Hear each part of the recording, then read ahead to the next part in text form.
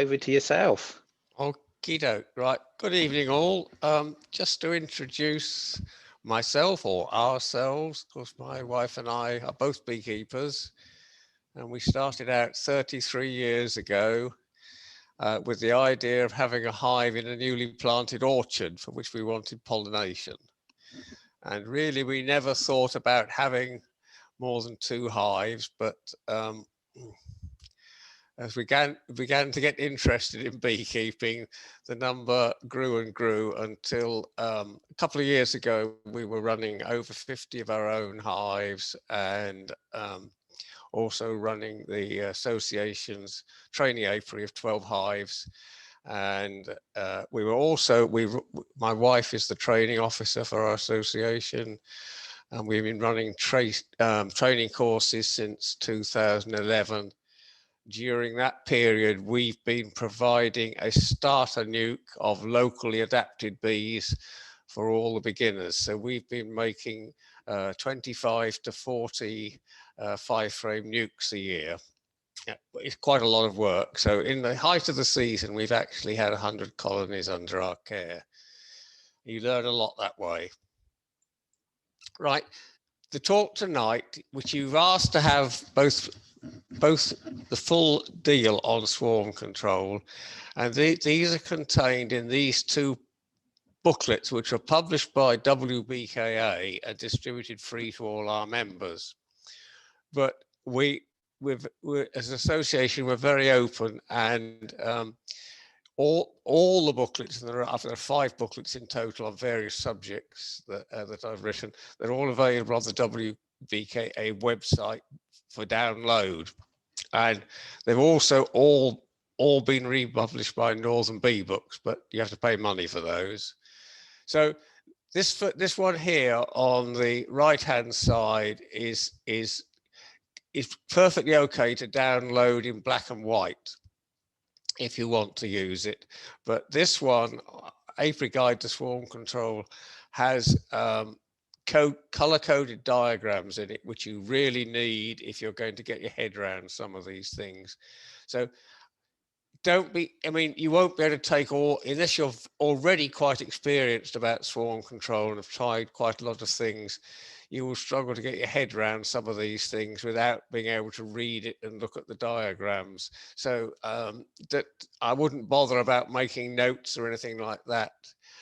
You really need some sort of guide when you first do it. It's quite easy when you've learned how to do it, but that is the way to proceed, I think. So first of all, I don't know how many beginners are looking on tonight. Swarming is simply reproduction. This is the colony's sole aim in life, and everything that a colony does is to improve its chances of being successful at reproduction. And in their book entitled Baked Hives for Honeybees, Celia and Moore state what is the truth. Mature colonies have a natural urge to swarm each year unless they're weakened by disease or mismanagement. So we should not be in the least bit surprised when colonies set up to swarm. It's a sign they're functioning properly, really. Beekeeping books tend to understate swarming, and when we first got into beekeeping and we had swarms all over the blinking place, we asked other beekeepers, and they told us, well, no, we haven't had any swarms and things like that, and never have known whether they were being economical with the truth or they simply didn't know. There was quite a bit of evidence they simply didn't know whether their colonies had swarmed or not. So initially we were quite intimidated by this, but soon found what the truth was. So I prefer to use a clearer terminology over swarming. Everybody talks about swarm control and prevention. These terms are used almost indiscriminately. But with swarming, there is actually a biological threshold, a point of no return, if you like, and that is when queen cells are started. And I have got the phrase, or is it? In fact, a colony has done some advanced preparation for swarming before you actually see any queen cells. This is not something the beekeeper can detect, so it's not anything that you can use in practical beekeeping. But if you actually look at observation hives, the behavior towards the queen changes about a fortnight before queen cells are produced. And it's all part of a coordinated plan to have the right sort of bees and brood present at swarming. So the terminology I use is preemptive swarm control. And this is what beekeeper can do before queen cells are present to try and prevent their initiation. And I use the word try advisedly because there is no absolutely certain method of doing this. Reactive swarm control is what the beekeeper can do when queen cells are produced, and that is the part that's designed to actually prevent the loss of swarms. So the first part of this talk is about preemptive swarm control. So I think it's useful to understand the basic problem that you're facing with preemptive swarm control. And if you go back to studies of wild colonies in the books by Tom Seeley and things like that, but it had all been done earlier, and you'll find the same sort of references in Winston's honeybee biology.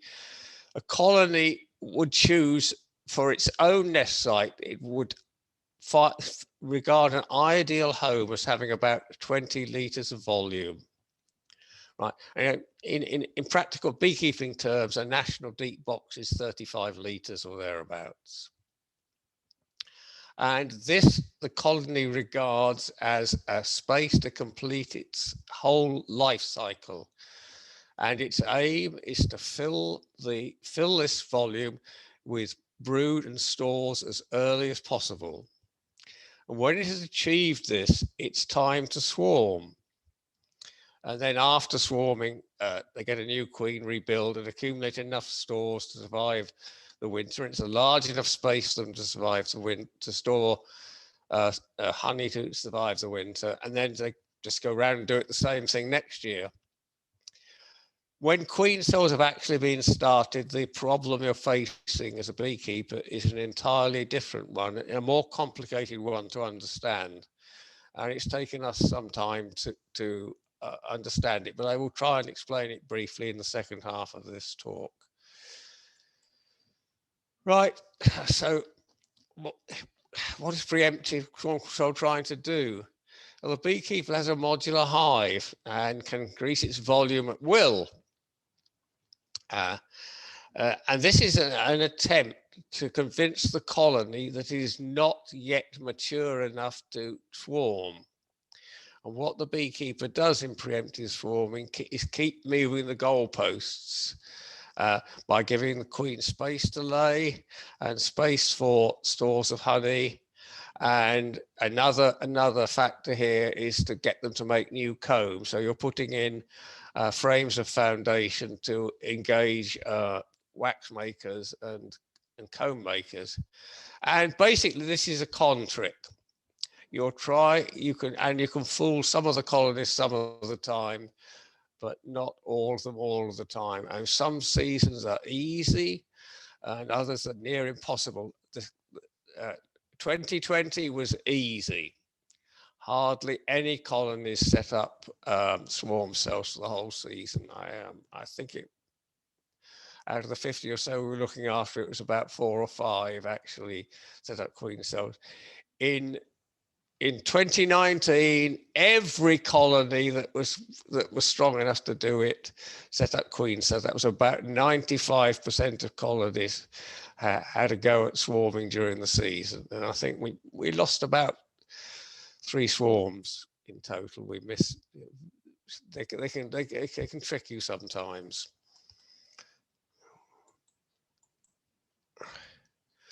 Right.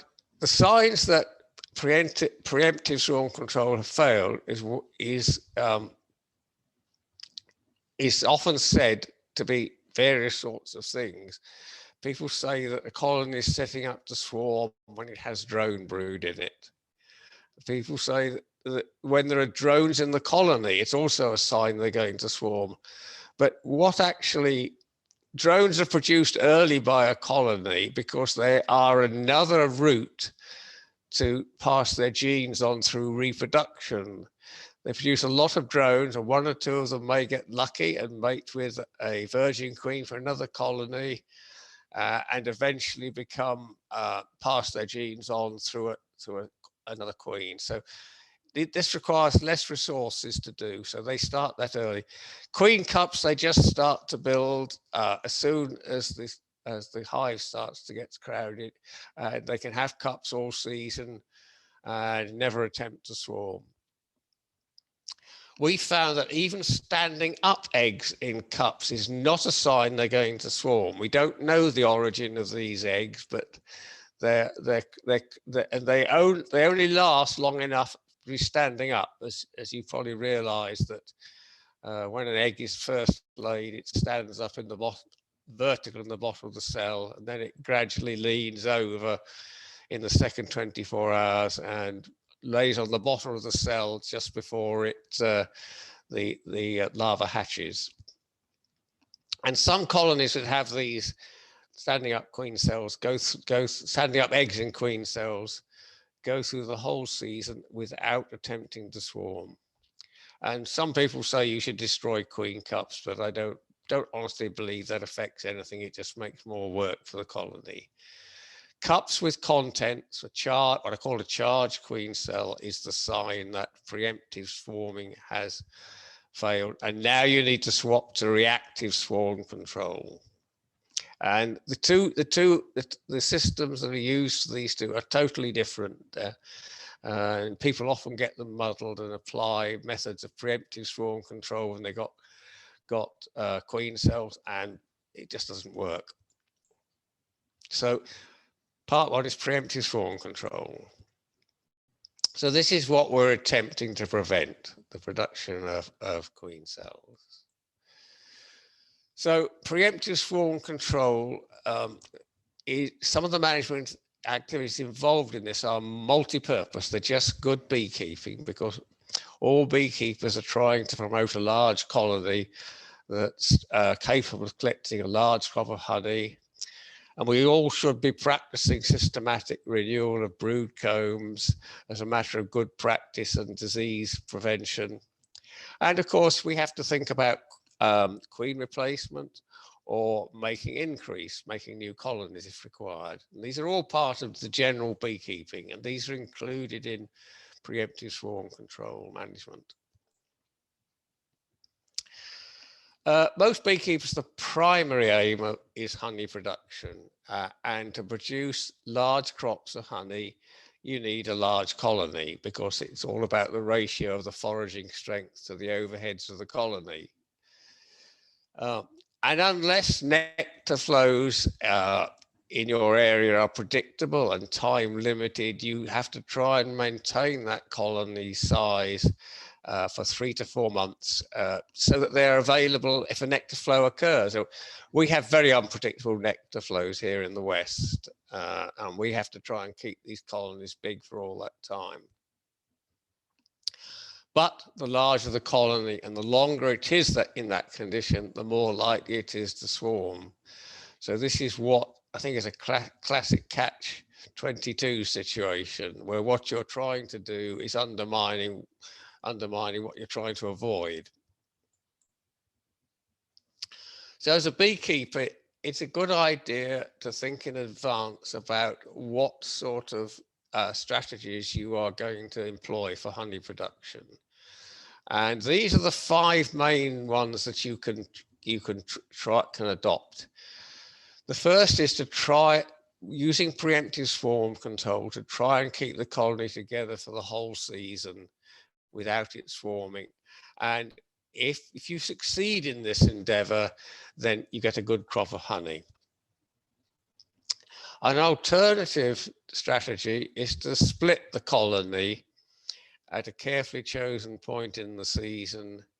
And this, if it's done at the right time, and the colony also has to be in the right condition to do it, you get two colonies instead of one, and the combination of production from two colonies can be better than the one that hadn't swarmed. And these are basically it's a combination of those two that we use. We will start to split colonies when we think they're getting in a state when they could swarm. And you can wait until there are queen cells present and do an artificial swarm. And this usually results in a somewhat reduced crop of honey. And this is because the artificial swarm that the beekeeper makes is nothing like a natural swarm, and we'll come to that later, and it's not so functional as a natural swarm, and this usually results in a reduced crop of honey.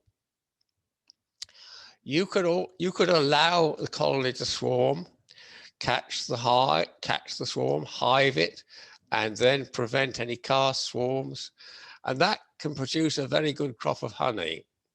But of course, the problem is you have to catch the swarm, and we can't all go down into our apiaries and sit there in a deck chair on a nice warm day in May and June to see where the swarms come out. And it is a good crop. If you catch a swarm and prevent the parent colony from swarming, you can get a good crop of honey out of that. And finally, there's let alone beekeeping, which we all have beekeepers in our associations who do that.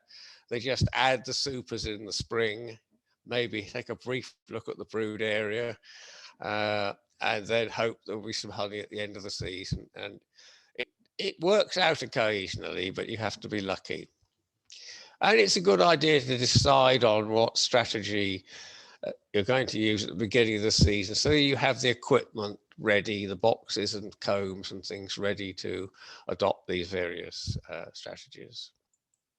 So if you are going to use strategies 4 or 5, that is, let the colonies swarm, or perhaps you. I mean, I'm lucky; I don't earn a living, so I can spend time on this. But if you have a job, if it takes you away from home, you may have to not give your colonies so much attention that you can really practice strict swarm control, in which case bait hives are a useful thing to deploy. And this actually is a bait hive for our association apiary. It's in a garden about a couple of 100 meters from the apiary. And it has caught some swarms. Frustratingly, none of them, I don't think, have actually come from the apiary. They've come from somewhere else altogether. But we've managed to keep the swarming at a very low level in the association apiary. So there haven't been many swarms to be attracted. Or strategy 5, you can just keep your fingers crossed. That doesn't work either. So you need to consider the triggers for swarming, and they're a mixture of internal and external conditions. And beekeeping books tend to pay quite a lot of attention to these, and every so often you get an article in a journal that says, "I've discovered the secret of swarming." But in actual fact, it's a multifactorial thing. It's to do with the size of the colony, space for the queen to lay, the maturity of the brood nest, the age of the queen, and just congestion in the brood nest. Space for nectar processing and honey storage also plays a part, but is not nearly as important as what happens in the brood nest, what happens below the queen excluder. And production and or distribution of queen substances is thought to be the main mechanism. However, people have done experiments with putting artificial queen pheromone in colonies, and it hasn't worked. It hasn't prevented swarming. So quite why that is, I don't know. And the external conditions are the time in the season, swarming, the urge is at a peak in May and June, and the weather, particularly here in the West, we get very unpredictable weather, and we get quite long periods when there is little flying. Oops. Okay. So what can the beekeeper do? You can, to some extent, control the internal conditions through management of the hive, and particularly management of the brood area. But you can do absolutely nothing about the time of year or the weather. Weather is something that's ignored in beekeeping books, but I thought I'd just include this little quote from Snellgrove in his famous book about swarming. And what he wrote was, in our part of the world, and he lived in North Somerset, the vagaries of the weather present unexpected problems to the apiarist, which tax to the utmost his patience and resourcefulness.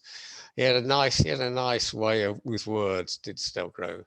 So poor weather limits flying time, so the bees stay home and cram into the brood area, either because they've got nothing else to do or simply to keep the brood warm. And this simulates congestion. So these are the weapons for preemptive swarm control, and I'll discuss each of these in order. And these are the management techniques that control the internal conditions in a hive. So first of all, is comb management that most of us do anyway, but it can be a little bit more directed if you think about it in terms of preemptive swarm control. Box management is not something that's routine, and I'll explain what that aims to do in a minute. Brood relocation is something that goes right back to the early days of beekeeping with modular hives. And finally, the really effective method of preemptive swarm control is actually splitting colonies. So I don't know how many of your people clip queens.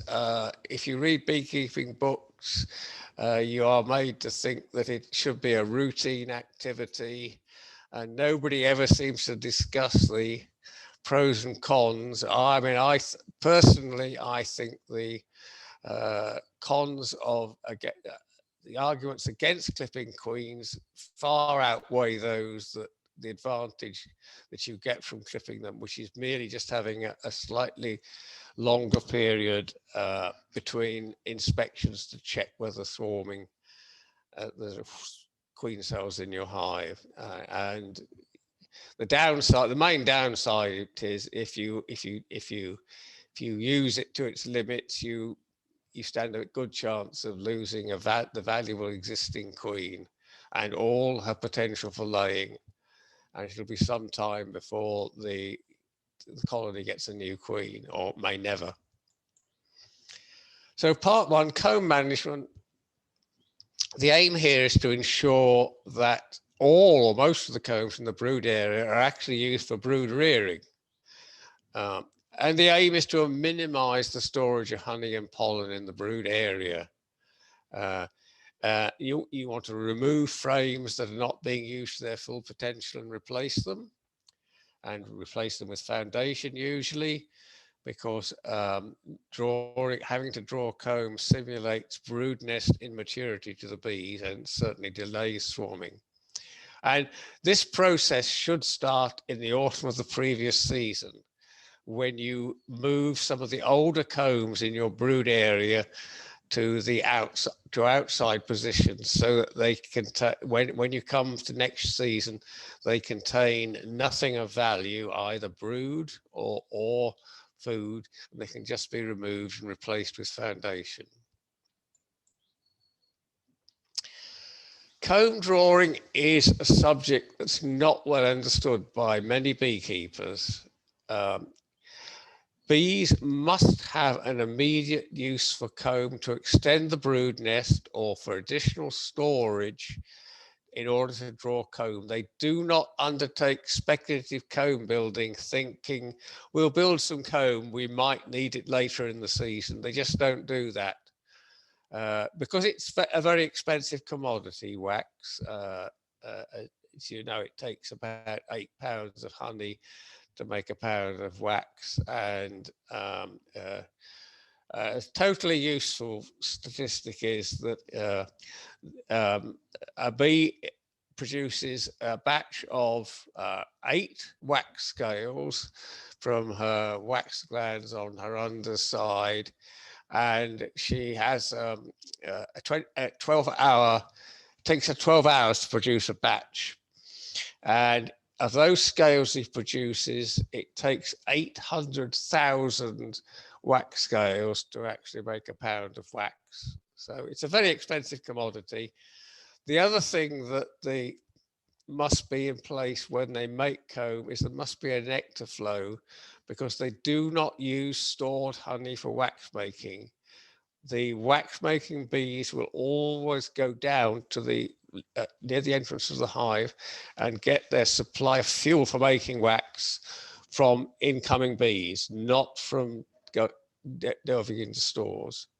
And it also needs local heating to 40 degrees centigrade, or 42 degrees centigrade, and this also involves bees to do this.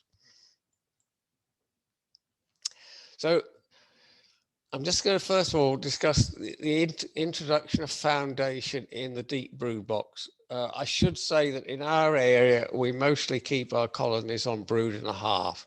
So most of this talk is geared around colonies on brood and a half. And I don't know what you do in your area, you can tell me afterwards. So when you're introducing foundation early in the season, it must be placed, to be drawn quickly, it must be placed on the edge of the brood nest in a position where if the brood nest wants to expand, they will be forced to draw this foundation. Later in the season, when the colony is actually crammed with bees, you can actually interleave frames of foundation with brood frames. This is something that they suggest you should never do in many beekeeping books. And we've done it for years. It has, if you've judged it right and you've got plenty of bees there, that foundation will be drawn in no time at all and laid in. Never put foundation next to the hive wall. That is a place where it's unlikely to be drawn, and usually rather badly if they do it. So the use of foundation has the dual purpose of preemptive swarm control and brood frame renewal, which is important. And there is a bonus here for those who are reluctant to shell out money on foundation. The queen actually lays more eggs in new comb than she does in old ones. And you recover your money in terms of better honey production, higher honey production.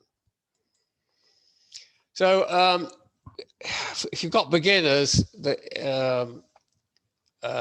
drawn combs are like gold dust.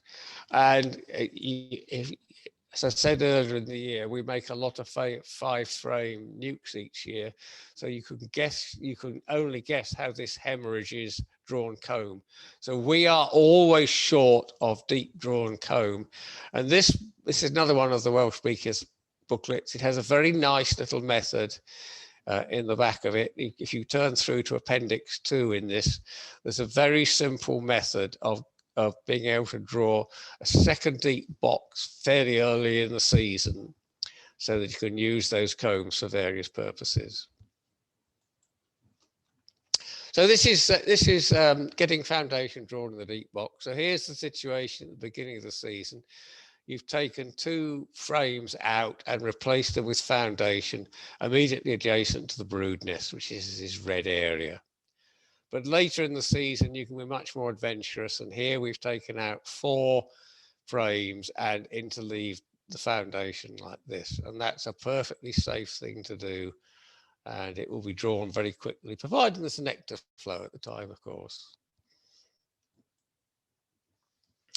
The shallow brood in our area is often a neglected part of the hive, but it's much easier to get foundation drawn in this because there's the heat coming up from the deep box below. And if you place it inside the brood nest it is best, because if it's positioned outside, the bees are more likely to draw it and immediately store honey in it. So you want to put them in the situation where they have to draw it and put brood in to maintain the shape of the brood nest. And of course, it's warmer there to do it. So this is what you do. So this is early in the season again now, and you can put frames of foundation in a position like that. And later in the season, you can be really gung-ho and put foundation almost anywhere in the brood nest. But it's better to put it in the nest, because if you put it out here, it will be drawn and honey put in it, which is what you don't want.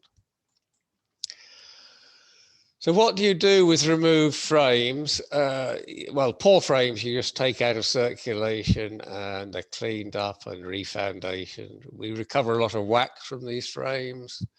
In fact, we recover enough wax each year to completely pay for our foundation. So we just do a straight swap for our foundation. If there are good frames, and particularly if they're containing food, they can be. We sometimes employ a dump box. In other words, you want to keep those frames for later use, not destroy them. You can put a box on top of a hive and dump them there. And I'll tell you a bit more about that in a second. Frames that have small amounts of brood can be also put in a dump box at the top of the hive, or as a partial demery. And I'll explain exactly what a demery is in a moment. So a dump box is just an empty box, it could be deep or shallow, placed on top of a hive in an apiary. And it provides storage for frames with useful contents that are removed during comb management. And they don't have to be a complete set. You can put odd combs in and flank them with a dummy board. You don't want to put drone brood up there because they get above the queen excluder. So it's best to cull that if you have any frames with like that. And if there's any worker eggs or larvae present, if you put it to the top of the hive, you just need to check after 5 to 7 days they haven't made emergency queen cells there. It happens very rarely, we find, but it's as well to check. If the frames are not to be used for other purpose during the season, they will become automatically part of the honey harvest, because the bees will fill them up. However, this is a warning: if you have disease present or even a threat, you mustn't use a dump box or any other form of management that transfers frames from one hive to another. We are extremely fortunate here on Anglesey that we have the best record in the whole country for notifiable disease. We haven't had American foul brood since the mid-70s, and over this period of 45 years, we've had one case of European foul brood, and that was a colony that had just been brought onto the island from England. In actual fact, Melissococcus pluton cannot be found in any of our colonies in Northwest Wales. We have no understanding why. It's just one of those mysteries. Long may it last. Some of you may keep extra deep hives, 12 by 14s. The bees absolutely love them. We have used them, but we don't find they fit as well with our type of management. And these foundation can be introduced in the same way as for an ordinary deep. If you're removing frames, you do have a problem what to do with them, unless you don't really want to have a second deep box on the top of the hive where you store frames with useful contents, because sooner or later that's going to get filled up with honey, and that's going to be seriously, seriously heavy. So this is what we did when we kept these hives. We don't keep them anymore. You've got a brood nest here, but you've got honey stored either side here. this is a typical situation. So what you can do is you just move these frames into the middle of the brood nest like this. And it doesn't have to be framed with honey in. It can be, if you've got happen to have got empty drawn frames, that's even quicker, or foundation, you can equally do it. And what you do here is you actually score the cappings so that the frames bleed, and they will be cleaned up in no time, and this will go up into your supers up here. And that we found worked quite well. Now, box management. This is a less common practice. And we actually learned it from a local beekeeper who did this quite effectively. And what you're moving boxes with to try and ensure the maximum number of combs beneath the queen excluder are available for the queen to lay. And how you do this depends on the configuration of your hive, but it's only possible if you're running a 2-box system. And that could be a brood and a half or a double brood. The target of this system is to have brood in contact with the queen excluder over as much of its area as possible. And this way you avoid a honey ceiling in the upper part of the brood nest that prevents that from ever being used for brood. And the way we do it, the management that you apply depends on the position of the brood nest early in the season. I'm going to show a series of 3 diagrams now. So if the brood nest starts high and with open mesh floors, and we don't use trays in the winter, by the way, the brood nest often does start in the half brood at the top here, or quite high up. So that the brood, you've now got brood in contact with the queen excluder, and you've got all this room down here that the brood nest can extend. So you don't do any management at all, and this is after about 2 or 3 weeks. This is what will have happened. It will have extended down to as much as the queen is capable of laying. When you have it in the mid position, brood nest direction in the mid position, then you have got a significant honey ceiling here, which they won't break through to give the queen somewhere extra to lay. And the only way the nest can go is down like this. So what we do then is we put this box underneath the deep box, break the brood nest here like this. They will very quickly extend the nest down to join this up and remove all this honey, because they do not consider under the brood nest as a suitable place for long-term storage of honey. And then again, after 2 or 3 weeks, you'll get a much bigger brood area occupying as much as possible of the box. The more extreme situation is where the brood nest starts low, and then you really get a significant honey ceiling in at the top of the brood area.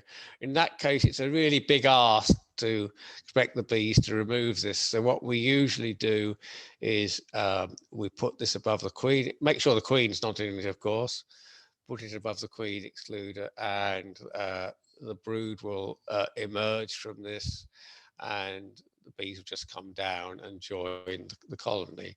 And then underneath, at the bottom of the hive, we put a box of drawn comb so that the nest can extend down into that. And this is what has happened.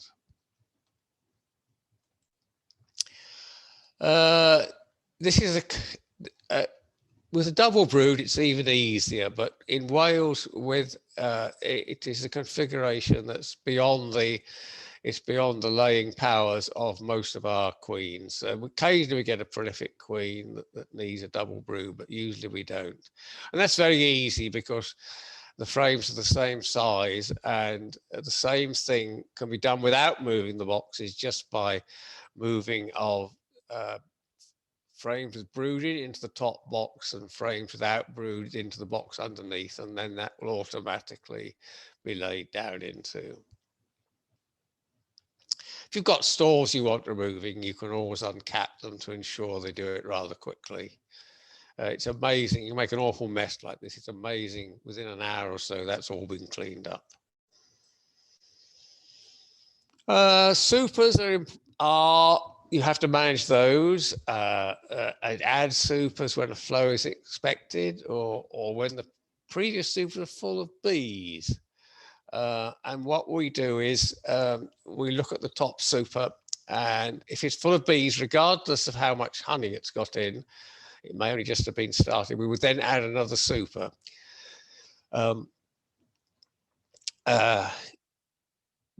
There's this eternal question which I have no answer at all: should supers be added at the top or bottom? There's no evidence that it matters, that it affects honey production, but a lot of people believe that they should put an empty super or on at the bottom. The main argument being the bees will have to walk less further up the hive to deposit their nectar. There is good scientific evidence that a surplus of drawn comb stimulates foraging. The bees do actually see this as being a target to fill this comb and forage harder. But you have to be sensible here, because if you add too much space, you are giving problems in a cold temperate climate. You're giving the problems of temperature inside the hive. Boxes of foundation should be added low down, either on top of the queen excluder or the next one up, where they've got the best heat. Don't forget the volume of nectar is 3 or 4 times that of the honey it becomes, so the bees do need extra space to process it efficiently. Does super management influence swarming? I'm not sure of this question. It's always said in books it does. Generous supering is certainly not a substitute for poor management below the queen excluder. Drawing waxing supers is supposed to inhibit swarming, but I'm not sure it has a really big effect.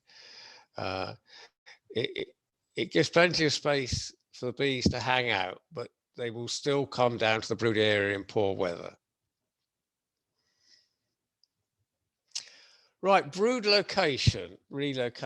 This is one of the oldest methods around. Demery method was first published in 1892, and it consists of moving frames of brood from the bottom of the hive and relocating them in a box at the top of the hive above the supers.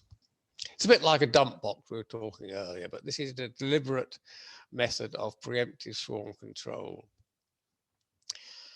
And this has got very confused in the literature, but the whole point of the Demery is that brood is being removed from the colony, so the size of the colony is not affected. If you put this box on top of a split board, then it is something else again, and these bees no longer belong to the same colony. Its aim is to slow the queen down and reduce congestion in the bottom of the hive.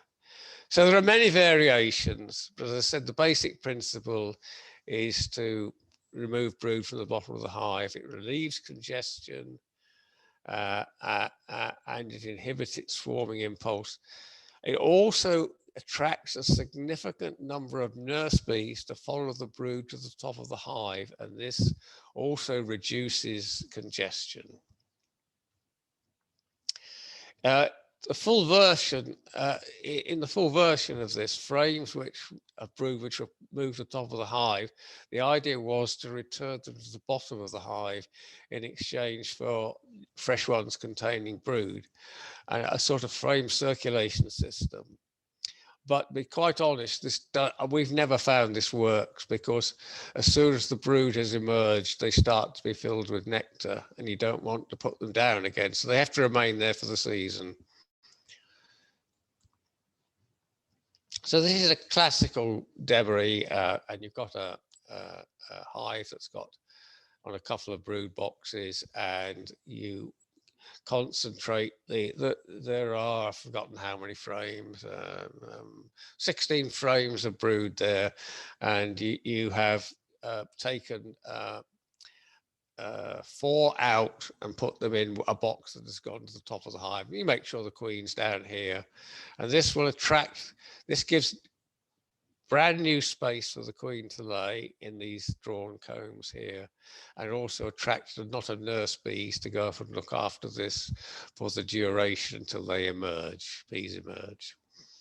And that's the classical one. Here's the same thing again, shown this time with a hive on a single brood box. In this case, it's absolutely full, this brood box. So you've taken 8 of the frames out, put them in a new box and put them at the top of the hive, leaving just 4 frames of brood down here and another 8 frames ready for the queen to lay. But you can use it. It's extremely flexible. What you do, with the Demery box, particularly if there are a number of supers on, you do have to check if you put young brood up there that they don't make emergency queen cells. But in our experience, this happens pretty rarely. But you do need to check, because the last thing you want is a virgin queen emerging at the top of your hive, possibly managing, she couldn't get out to mate unless she managed to find her way through down the hive and squeeze through the queen excluder, and then who knows what would happen, whether she would inevitably come in conflict with the existing queen, and there's no predicting who would be the survivor of this encounter. So you do often have to harvest honey from these brood frames at the top of the hive, but as long as your combs are being renewed fairly regularly, it doesn't seem to harm the honey quality. So finally, this is the last part of the preemptive swarming now, so you can breathe a sigh of relief. Splitting a colony, the previous methods I've described kept the colony in one piece, but splitting a colony is quite different, because you finish up with at least 2 potential colonies from one. However, this is by far the most powerful and reliable method of preemptive swarm control. And of course, it can serve dual purposes as well. It's a method of swarm control, and also of making increase or just raising a new queen for the colony. And it is a well-established management practice in other guys. People who get most of their annual honey from heather will make up a nuke earlier in the season, as preemptive swarm control, and then will reunite it with the main colony to go to the heather, thus producing a super colony. It's often said that making a nuke from a colony costs a super of honey, so splitting might be worse. But splitting is always better than letting the hive swarm, unless you can guarantee catching the swarm. And it is the timing, the effect on the honey depends on the timing when the splitting is done. And I guess you guys in Lincolnshire have a fair amount of oilseed rape, which is something we don't have here. We don't have early flows of honey, so we don't want our colonies up too early. But if I kept it in an area where there was oilseed rape, I would think about splitting my colonies at the same time as I took the oilseed rape honey off, and before we got into the main season. So if it's done at the right time and directly after the spring flow, you can actually get an enhanced yield. In other words, as long as you can have 2 colonies, can produce more than the original one. We had a colony that we split, and we also made 7 nukes out of it, and we set it up to make queen cells twice, and it still yielded 110 pounds of honey. And here's a picture of one we did earlier. This is a colony that set up the swarm early in the season and had to be split, and it's been done on a split board snell growth board in this case. And this brood box here, and 4 supers contain the old queen, and this brood box and another 4 supers contain a new queen. And this part of the colony produced 70 pounds of honey. It was over supered by 1 super. It only needed 3 supers on each. This produced 75. This produced 60 pounds of honey. The only problem came when it came to harvesting that honey, because of the height of the colony and the fact that it's on sloping, rather soft ground, and I had to use a step ladder to get them down. And I might not be here if things had gone worse. So, how to split a colony and when swarm is the main control, you aim to achieve control that will last the rest of the season, and if you get it right, it most certainly does. So how much control is enough? Your bees and your judgment. But you must ensure that both sides of the split are viable, timing for the colony is right. That's in terms of the number of bees and brood it's got. Timing is right for honey production. And a controlled split actually makes a much better colony than does an artificial swarm, because you've been able to control the age of the bees in those 2 parts of the split much better. Paradoxically, a natural swarm is the best split that's possible, but we don't know how to do that. The bees do. So in a controlled split, one part of the split has the old queen, the other part has to raise a new one. And the queen right part normally remains on the old hive site, so it'll gather in the flying bees. And the queen's part goes to a new location, either on a new stand or using a split board on top of the queen right part. And this part loses its flying bees back to the queen right part, and you must allow for this. And this can be quite tricky, actually, because if you've had a big honey flow, you will find that a much higher proportion of the bees in your colony have had flying experience. And it can so happen that when the bees return to their flying bees return to their original location, the queen as part of the colony can really hemorrhage bees and get into some trouble. So you have to be careful with this one. The queen right part is normally the main honey producer, and the queen needs enough nurse bees to follow up brood to enable her to lay flat out on the new combs and rebuild the colony. And we find that when we do this, the queen really does go into overdrive and lays a hell of a lot on all the new comb that's available to her. But you have to decide when to do it. And we have on a number of occasions said, I don't think this colony's quite ready to split this week. We'll wait. We'll do it in a week's time. And you come back a week later and they've made the decision for themselves and they've got swarm cell. So there's no precise recipe is possible. And this is where beekeeper experience and judgment comes into play. The queen's part makes a new queen, and you must have given it the resources to do this, the brood, the nurse bees, and the food, and they will then do it properly. There's masses of evidence to show that when the colony has the right conditions, that emergency queens are not so inferior to swarm queens, as it says in many books. And it can be achieved if you use a split board. It can be done more easily because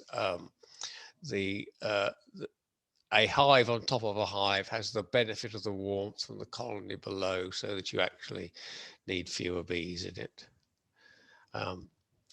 The minimum is probably about 5 deep frames of brood on a split board, but you'd probably want a couple more if you're doing it on a separate hive stand. That's all really. Here's an example of splitting. So here's the colony we're going to split. It's got 10 frames of deep brood and 8 frames of shallow brood here, and it's on a separate hive stand.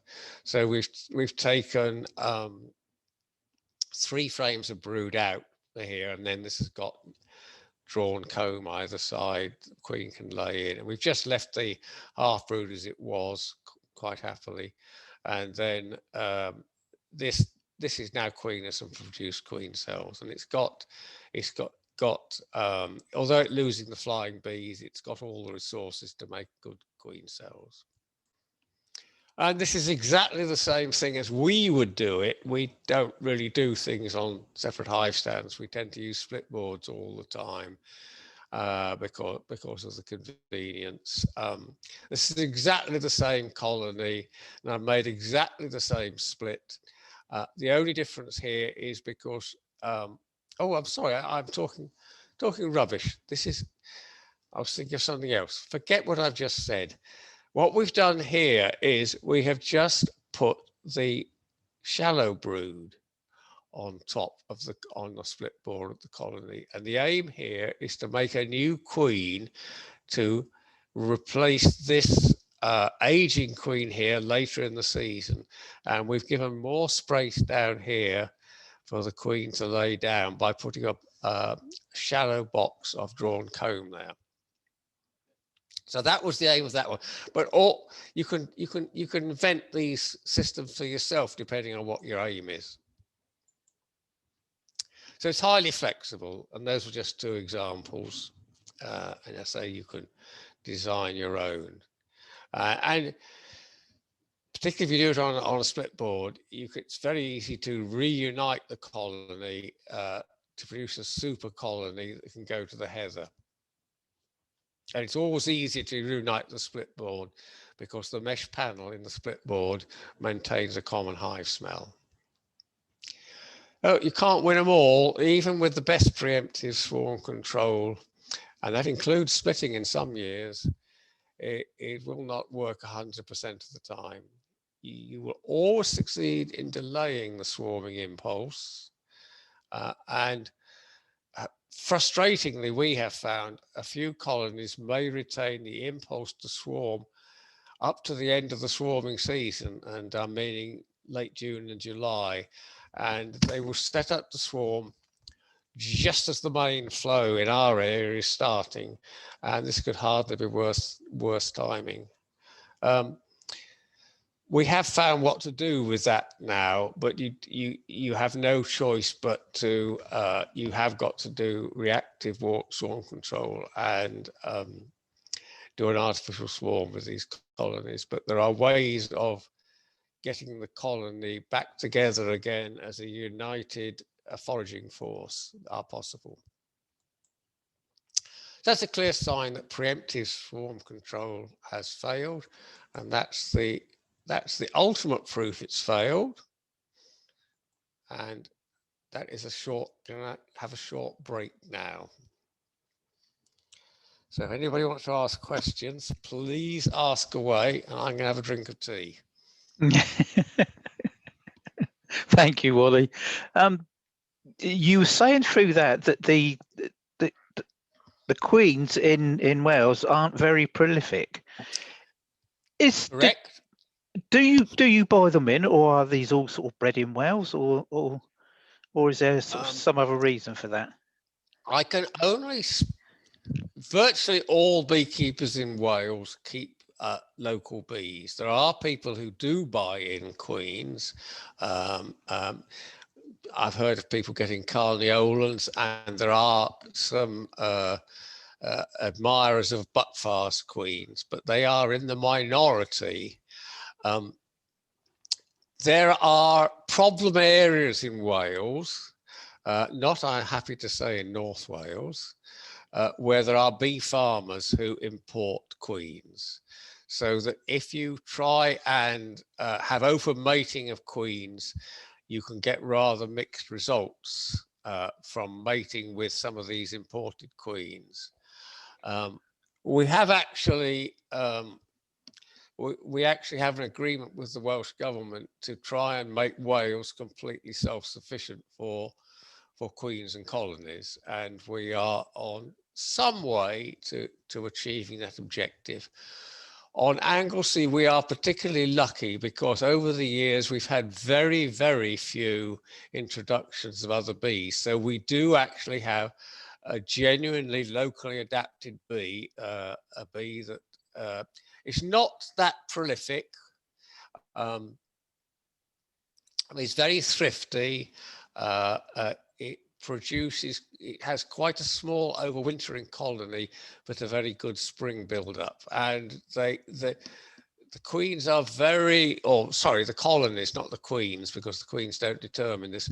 The colonies are very sensitive to the prevailing weather conditions. And during the summer, if there's a run of bad weather, they may switch the queen off altogether for up to a week, and she'll not lay anything. They are very good at the colony maintaining within its resources. We have never, ever had to feed colonies during what's called the June break in nectar flow. They've always produced enough honey to keep themselves going. So it is basically the Welsh black bee, Apis mellifera mellifera. Excellent. We've got a couple of questions here on the chat. What do you think of the idea of running a deep brood box and no queen excluder so that the queen doesn't run out of space? I've not done it, so I can't really comment. I've seen people who have done it, and it seems to work okay. I mean, the queen will lay in a spot. She has no queen excluder. The queen will lay in her natural pattern, which is a spire up the middle of the hive. We do keep our honeycombs. The vast majority of our honeycombs have never had brood in them. They're nice, clean combs to produce nice, clean honey. But I have no strong feelings on the matter. I think providing that you ensure that the bees get regular supplies of new comb to lay in, I don't think it has any implications as far as disease is concerned. But without actually having done it myself, I can't really comment any further. We've got another question here from Mark. Says, why do you get a good crop if the colony swarms and you catch the swarm? Right. Well, I'm coming on to this in the second half. The simple reason is that, you've probably all read what do you think a prime swarm consists of? Most of the books say or imply that it is the old queen with the flying bees. And that is not what it is. And this research was done in and around 1940 at Rothamsted Research Station, and it was published around that time.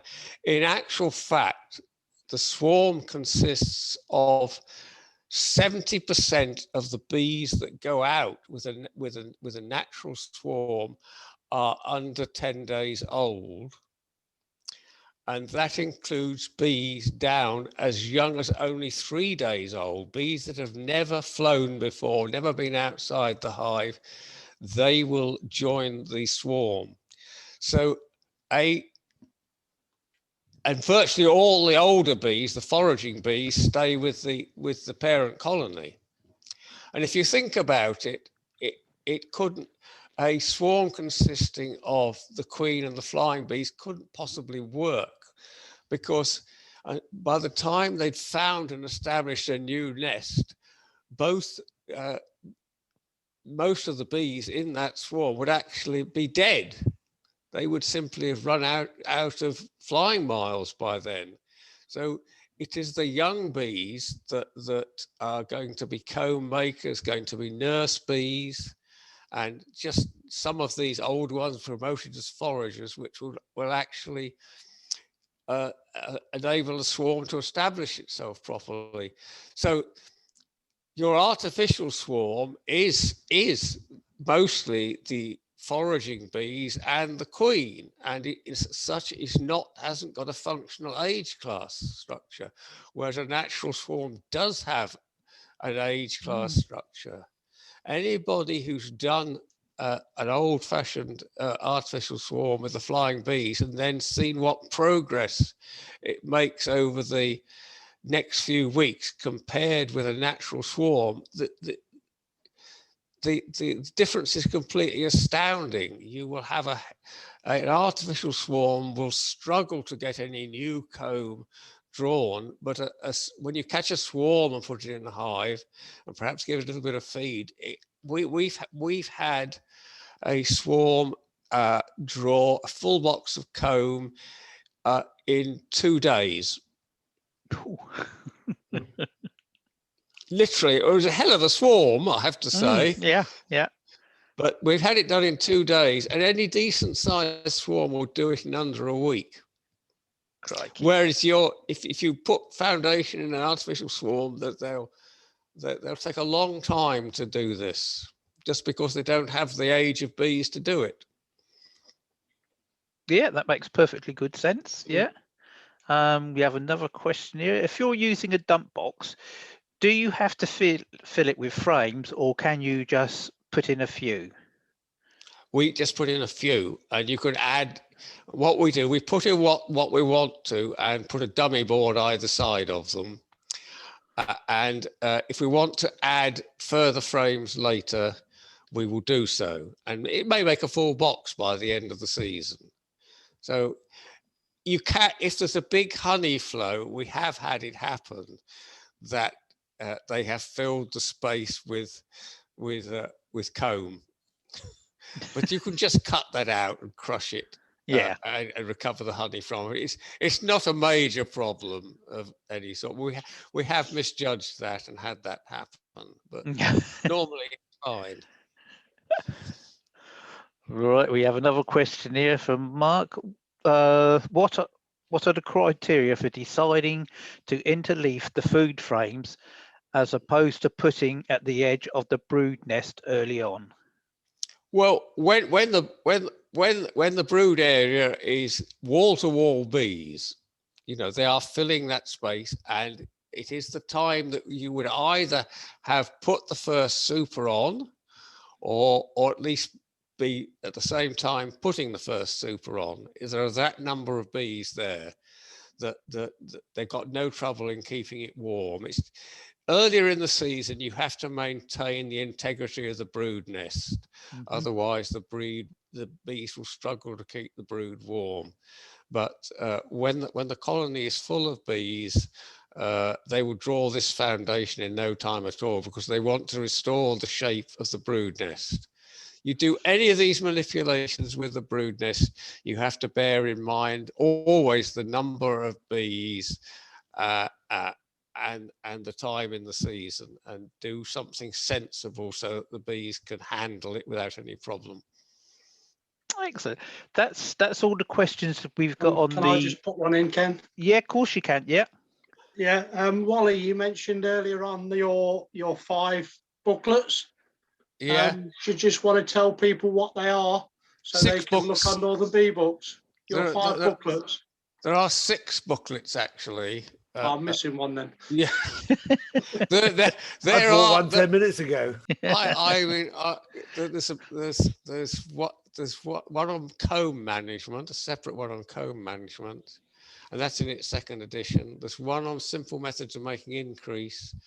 That's also in its 2nd edition. There's one on feeding colonies and one on the honey harvest. Can I ask a question there, Wally?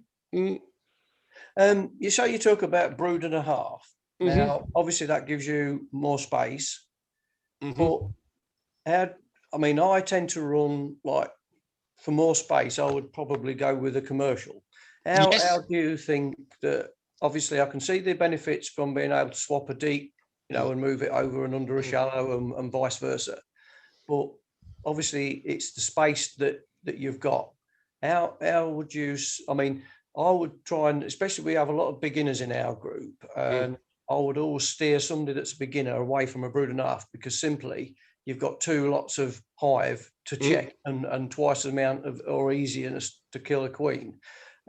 With a bigger box, obviously you've got that bigger space in the first place. How do you think that compares to a brood and a half? It's your style of beekeeping. I think it's slightly more difficult to expand the brood nest in a deep box. If it gets honey stored in it, it's slightly more difficult to get it to move it around. Move it around, yeah. It can be done. We've kept 14 by 12s, and I will have to say this: the bees prefer them. I think the bees are very happy in them. They overwinter particularly well in them. But we decided that the brood and a half suits our form of management. I will tell you one very good advantage of a brood and a half, and that is when you've done your comb management for the year and you are doing routine inspection for swarm cells, all you have to do is to lever back the top box and see if there are any queen cells formed on the bottom bars of the shallow box. And that is a pretty reliable guide as to whether there are any swarm cells anywhere.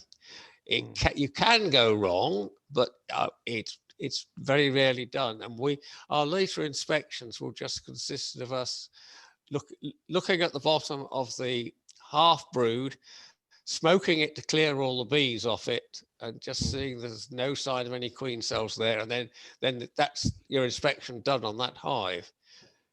It's, you know, you pay your money, you take your choice. Yeah, I see that. I mean, but you know, I mean, I do, like I say, I personally steer beginners away from a brood and a half, because you've got two boxes if you want to fully check them, and obviously for that reason you've got twice the chance of killing the queen. But I agree with, I mean, I tend to end up with a brood and I've got quite a few brood and a halves, and some of that's because because we do have quite prolific bees, and we tend to, you know, a brood is not, you know, a national is not just big enough at all for a good queen, and so I end up just banging a super on. But that is normally the only reason I would tend to go. But I can see an advantage about that. But like I say, we have kept double brood, and we have narrowed them down using dummy boards, so that we've got roughly the same comb area as in a brood and a half, and that the bees really like as well. And that's a particularly good shape for overwintering, because it's got height, so that the cluster in there can be more efficient in terms of its thermoregulation, and the bees can gradually work their way up through the food during the winter.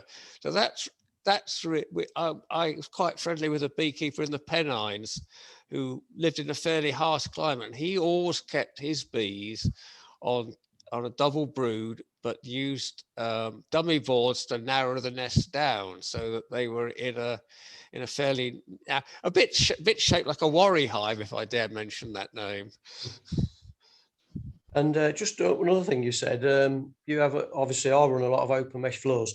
Was you saying that you tend not to put any type of board in the bottom over winter? Yes, we have a completely open mesh floor over winter. Yes. Do you think? Sorry. Yeah, but we do not use these post and rail stands with a yawning gap underneath them. Our mesh floors have got 9mm high feet on them, and our hive stand is a 2 foot by 2 foot concrete slab on a couple of brood boxes. So there is just a narrow gap round the floor for airflow. Oh, right. Okay. So it's pretty similar to a solid floor then, basically. It's too harsh on the post and rail. things absolutely. for the bees. And I Yeah, hate because I must admit, from personal experience, I found that open mesh floors, when you've got them on a stand and there is a lot of airflow, it does tend that the bees are weaker coming through. Yeah, well, they are probably weaker anyway, but you never ever see condensation in hives if you leave the open mesh floor open. And the bees do what we want to do. We have an open mesh floor, but we do have an insulated cover board which goes on immediately the honey is taken off. And that has no ventilation at all, and it has 25mm king span. It's a sort of tray board, if you like, and that keeps the top of the hive really warm, and that's where the bees retire to by the end of the winter. Yeah, that's what I thought. Yeah, that's good. Yeah, I think we're thinking on the same sort of track, but with slightly different. Well, this is one of the disappointments about not being able to meet beekeepers face to face, because you get this exchange of ideas, and I've always got an open mind about these things. I'll listen to anybody, and also over the years we've tried all sorts of different things. We never beekeep exactly the same way every year. I've got several things now on plans to try something different in the coming year, and that's how we proceed. We've not got stuck in a rut or anything like that. Oh, well, thanks for that. Yeah. Excellent. I'm going to take a sip of tea now. No, I certainly don't blame you at all. That whole brood and a half thing it sounds like it's not quite for the very newbie. Because I can see that, you know, if your brood nest is at the bottom, you can do this. The brood nest at the top, you can do that. If you're a newbie, I mean, you're just pleased they get through winter. You don't really care where the brood nest is, so long as there is a brood nest, don't you? I mean, No. I mean, yeah. I can see the advantage. It looks great, but there's a lot I'm going to say tonight. Any newbies won't catch. I remember being a newbie myself and not understanding numerous things. And I read several books and thought, oh, yeah, I understand that. When I read them 2 or 3 years later, I understood them entirely differently. Yeah. There was a whole lot there that I didn't understand. When you think you understand anything, that's a real danger sign. Close to that, I'm just reading your books. At least they're concise. They're easy reading. They're not a great big mighty tome and you get overwhelmed by it. It is step by step. Right. You know? Okay. Yeah. They are written by a practical beekeeper. Quite. Can I ask a question about these split boards? Yep. When you're putting the hive back together again at the end of the year, you've got this great big hive with these split boards. Yep.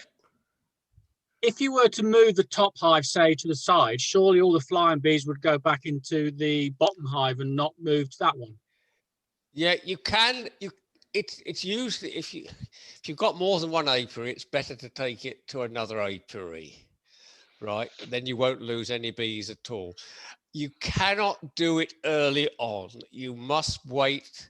If you're going to move it within the apiary, and we have done it, you've got to wait until the new queen is well underway and there are plenty of young bees in that colony so it can afford to lose the flying bees. But it does take a hit, I have to say. We have a practice.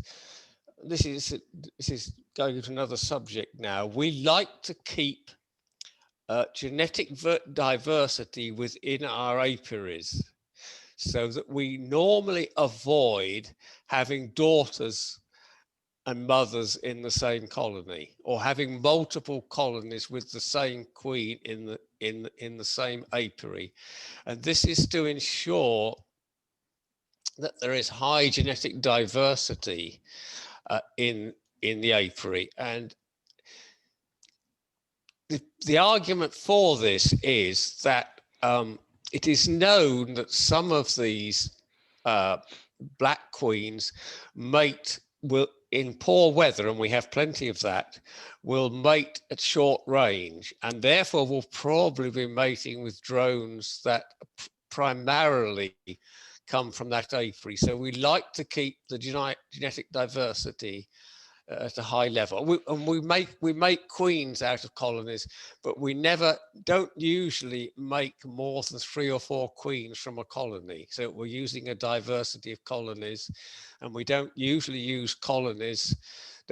breed from colonies until they're in their 3rd year. The queen is in her 3rd year, and we've had a whole season to judge the qualities of that colony before we breed from it. That's what we normally do. So we're quite careful about what we breed from and what they mate with. Okay, thank you. Right. Yep, that seems to be it for the questions. Lap now then? Yes, unless you want a sip of tea first. Right. I was going to say, it begs the question: how do you just breed 4 queens from one colony? I'm okay. I'm still holding up, but if I slump down at any time, don't be surprised. Right. So reactive swarm control, and that starts when preemptive control ends, and that's when queen cells with contents are found in a hive. And there is no method by which swarming can be reliably turned off. And the old idea that you can destroy queen cells only delays swarming slightly and may actually make the problem worse. So the beekeeper needs to accept the inevitable, and if you do a wrong move here, the colony will be lost one way or the other.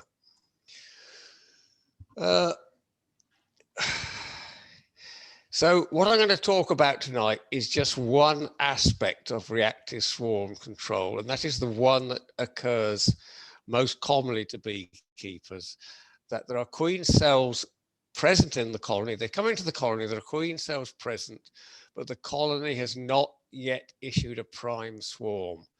And the only solution to that is artificial swarming. Right, this is usually taught as a recipe, and I've thought it useful to understand what the beekeeper's interaction with the colony is when you do artificial swarming. So it's best if you have some idea how swarming works, but this has proved to be very elusive. So there are only bits and pieces understood about how swarming actually works, how the colony conducts swarming. But now we're into reactive swarm control. The basic problem is quite different from preemptive swarm control, which was to overcome the colony's habit of living in quite a small volume and then swarming immediately that was filled, and you were trying to con them. Here the basic problem is somewhat different. What we have learned to understand about a colony swarming is that the colony itself, most of the bees in a colony play no part in the build up to swarming, and they are probably have no idea that it is even coming, and their behavior remains just the same as they in everyday life. And that there is actually, the swarming process is actually in control of a group of bees who we will call the swarm organizer bees. Now, as a practical beekeeper, these bees can only be identified at the point of swarming. And these are actually the bees that initiate the swarming process when the time is right. And if you think about it, these bees need to know, in order to initiate the swarm, they have to know what the maturity of the queen cells in the hive are. But they also have to know what the weather is outside. So they must also be in possession of these two pieces of information. They must themselves be bees that are accustomed to fly. We don't know where. There is evidence that the colony behavior starts to change a fortnight before you get queen cells. And what am I doing? Okay.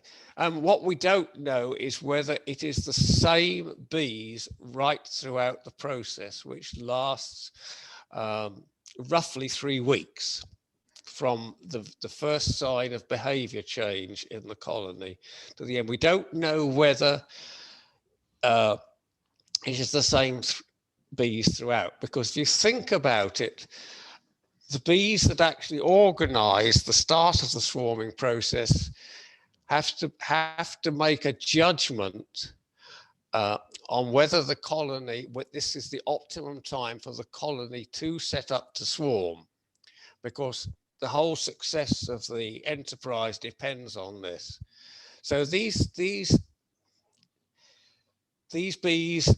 we don't know who they are or how they get selected. They see, like many things that happen in a colony, that there seems to be a process of self-selection. A lot is known about this, by the way. If you read Tom Seeley's Honeybee Democracy, you'll see how bees are chosen to do for certain roles. And what we don't know is whether it's the same bees throughout or whether they actually hand on to other bees. It is possible they do, but we don't know. Anyhow, from a practical point of view, it is these swarm organizer bees that you are trying to control, both as to where they are, and you're actually sending them to the artificial swarm because they're flying bees. And then you have in some way to satisfy their urge to swarm, which is the really difficult bit, because the evidence points towards the fact that these bees retain at least some urge to conduct a swarm, probably until their death. It probably only disappears when those bees finally die, but you can get them sufficiently I can't think of the word, detuned, if you like, from swarming for artificial swarming to work. And say, we can do nothing about this, but we have to, it helps to be aware of that they exist. And it's how we manage these swarm organizer bees that determines the outcome of artificial swarming. So what is artificial swarming? The basis of all methods of artificial swarming is to separate the flying bees from the queen cells by splitting the colony. And it is the flying bees the artificial swarm that stays in the same position, so that all the flying bees return to that position. And the remainder of the colony, which contains most of the brood and the queen cells, becomes the parent colony, which goes into a new position. And this is so that the flying bees will leave it.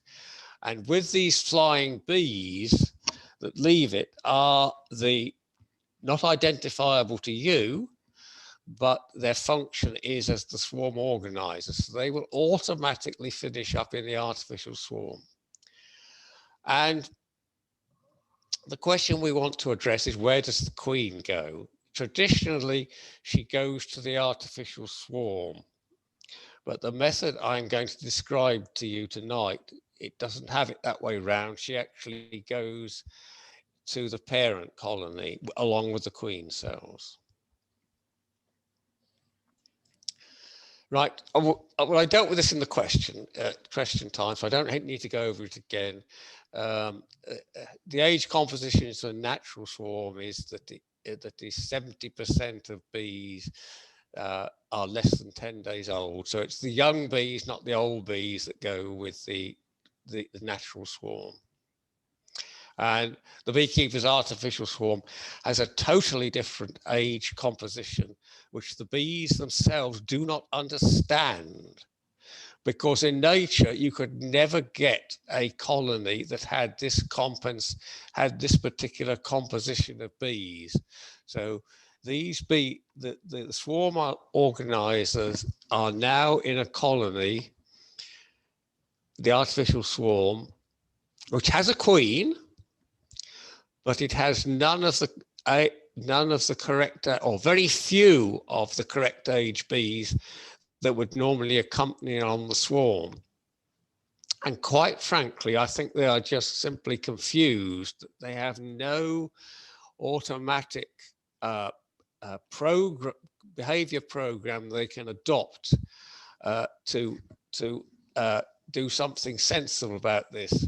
So what actually happens when you do an artificial swarm this way, and I'm going to describe the Pagden method in a minute. This is what happens, is that what they decide to do is unpredictable. They can do one of two things. They can either hunker down and accept the queen lays some more and the colony rebuilds itself as though it had swarmed, but they know they haven't swarmed, or they can go for broke and execute a swarm with what they can gather together to go with them, which often is not a huge swarm, but you lose the queen, of course.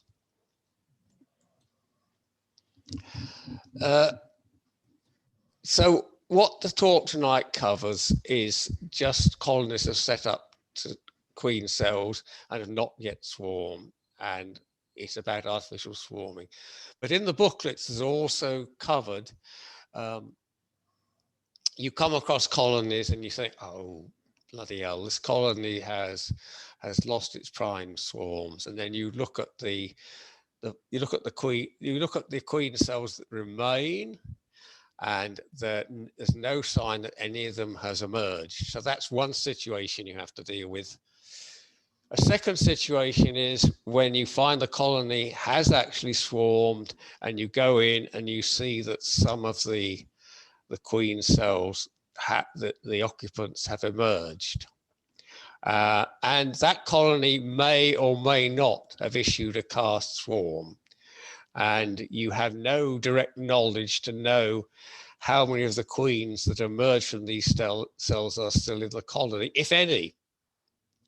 And then there's a sort of last ditch stage when you come across a colony and it's obviously swarmed at some time in the past, but it's got possibly very little brood left, no queen cells still to emerge, and you have no idea whether there's a queen in waiting somewhere, starting to lay, or whether it's actually ended up queenless. And you can do for each of these stages, you can do different things to ensure that you do the most appropriate management and have the best probability of having a favorable outcome. I mean, if the colony has progressed beyond stage one and has actually managed to swarm, you've taken your eyes off the ball. And we've all done it. And you do have the odd colony that we've had colonies that have gone from no sign of queen cells to having swarmed in 4 days. They just don't wait until the queen cells are sealed. And there's absolutely nothing you can do about that sort of thing. You just have to grin and bear it, I'm afraid. Okay. When you go into a colony, you see swarm cells, you do have to ask some important questions. Are these queen cells I'm looking at actually swarm cells? And probably 9 times out of 10, they will be. But there's also the possibility you could be looking at supersedure cells, or a more likely thing is that you'll be looking at emergency queen cells, because anybody who has been beekeeping for a bit, I'm sure will have had the experience of going into a colony and seeing that it contains a lot of emergency queen cells, which means the queen has gone. And when you look at these, the age of these queen cells, you will see quite clearly they coincide exactly with the last time that you inspected the colony. So you know exactly what happened here. Somehow you managed to kill or drop the queen on the ground or something, and this is the response. And that's always obvious because there will be no brood younger than you know the same age as the queen cells. The queen will not have laid anything else because she's gone. There are a few situations that are really quite difficult to deal with. They're very ambiguous, and there's a lot more detail on how to deal with this in the booklet. I think the next slide. Oh, well, this is what I call an unambiguous situation. There are numerous queen cells here, obviously. This, by the way, is tipping up a half brood box to look for queen cells. And this is what was found. And this is a case for, these are sealed queen cells here. It hasn't swarmed yet, so it's definitely an urgent case for artificial swarming. But there is variation in the number of queen cells that a colony will produce when it's setting up the swarm. Sometimes there can be very few. Many books will claim this is a characteristic of a colony, that some colonies don't produce many queen cells, and this is a sign of less swarmy colonies. I'm not sure I believe this, because we have certainly seen quite wide variations in the number of queen cells from season to season. And I think preemptive swarm control is also implicated in this, because what you are doing in preemptive swarm control is seeking to weaken the triggers for swarming. And this may also react that the number of bees that are persuaded that they should start the swarming process is smaller.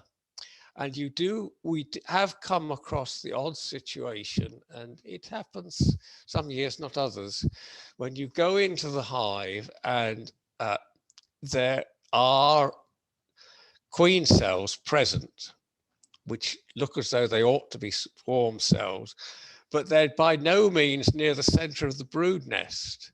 They're perhaps on lateral frames right at the edge of the hive, and there's no sign of queen cells in the more obvious places. And this, I suspect, is a sign that a very small number of bees were actually triggered to start the swarming process, and that they have almost set up these queen cells in a covert manner, as though they were trying to hide them from the rest of the colony. This is only my interpretation. When this happens, destroying these queen cells is actually an option, as long as you first absolutely ensure that the queen is still present this time, and that they can make more queen cells if they want to.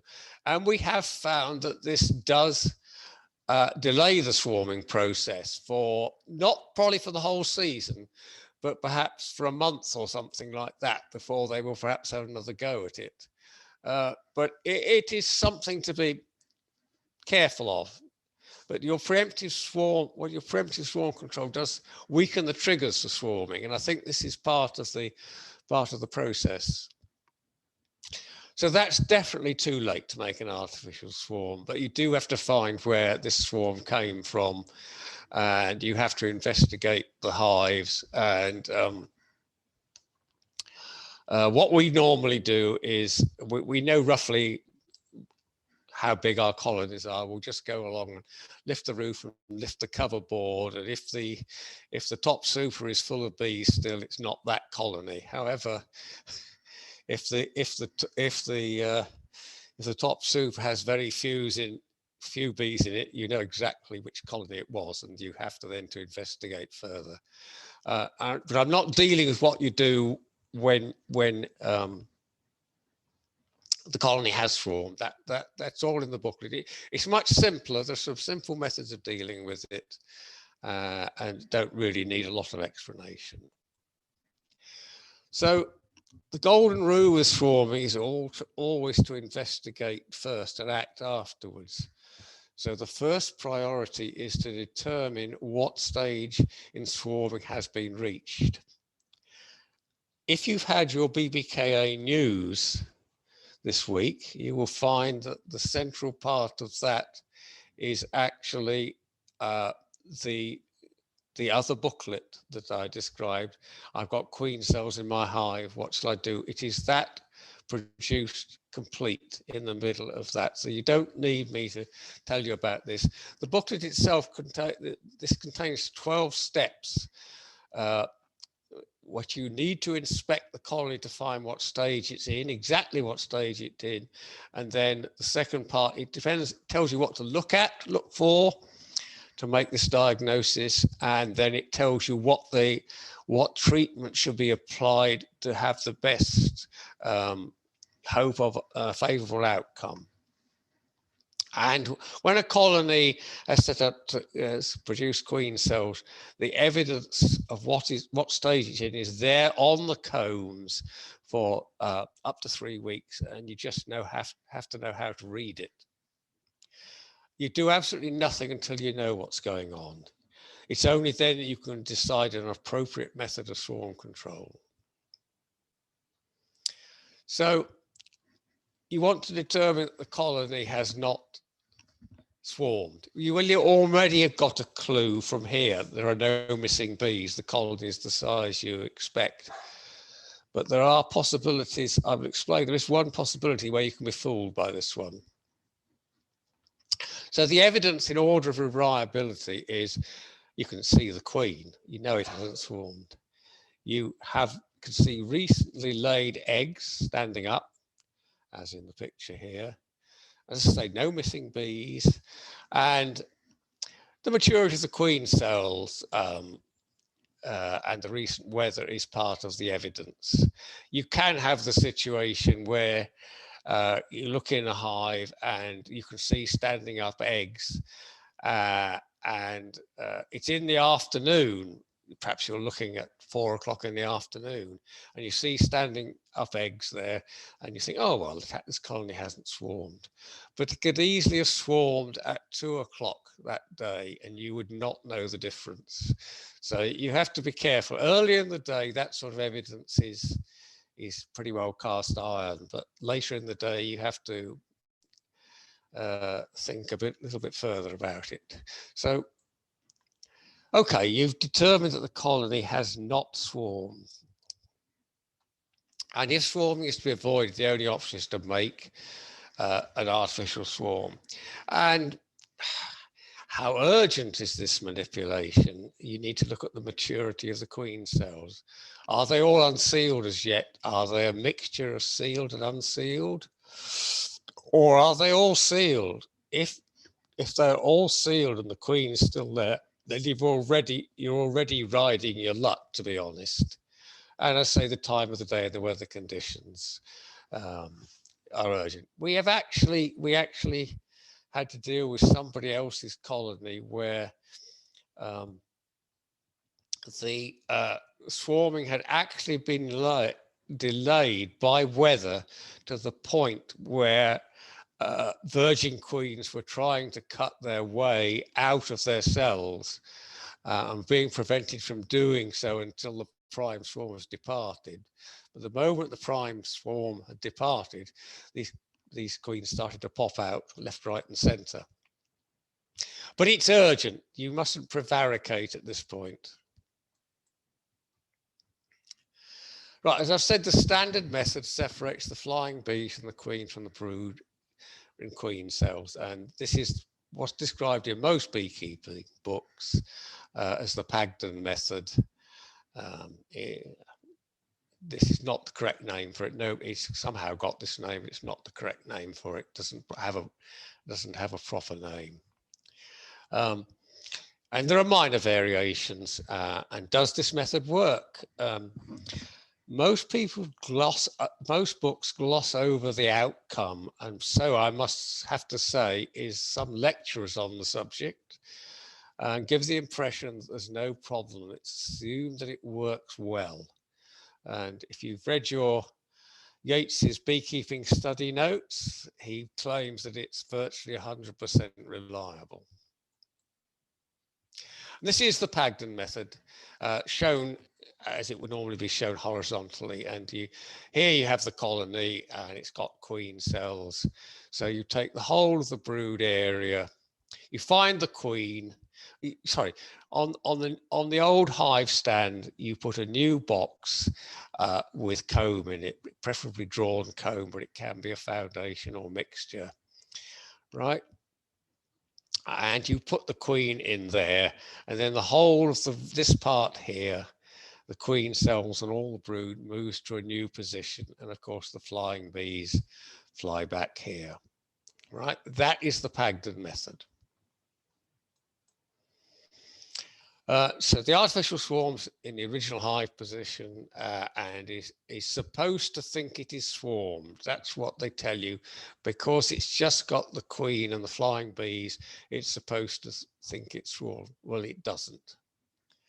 The parent colony is in new position, loses the flying bees, and amongst the, I mean, it originally said that can't swarm because it's lost the flying bees. It can't swarm because it's lost the swarm organizer bees to continue the process. And that will settle down to raise a new queen. And that part of it is correct. That's what it will do. And books vary on the need to thin the queen cells in the parent colony. Well, I can tell you quite definitely, you do not have to thin the queen cells in the parent colony. However many there are there, they will choose a new queen for themselves without ever attempting to swarm. So we started off very, very inexpertly, I have to say, trying the Pagden method. And as it so happened, the first time we did it, it was successful. So we thought, okay, this is good. Do a bit more of this. But as time went by, we found that it was no more than 50% successful. What went wrong? Was it our fault? Were we doing it wrong? Were our bees peculiar? But we finally came to the conclusion that the method was unreliable. And if you actually talk to beekeepers who have seriously tried to use it, they will agree with you. And I've given lectures about swarm control in various places, and I always challenge the audience to say, if anybody here has used the Pagden method and had good success with it, will they please stand up and share their secret with us all? And I have once had somebody stand up and say this. And he said, oh yes, I used it, it was fine. He said, oh, yes. So how many times have you done this? Oh, only once. It's only my second year of beekeeping. But other people have stood up and said, thank goodness you're saying this. I've tried to use the Pagden for years and had very poor success. So there we go. So we had a long history in working out how to deal with swarm control.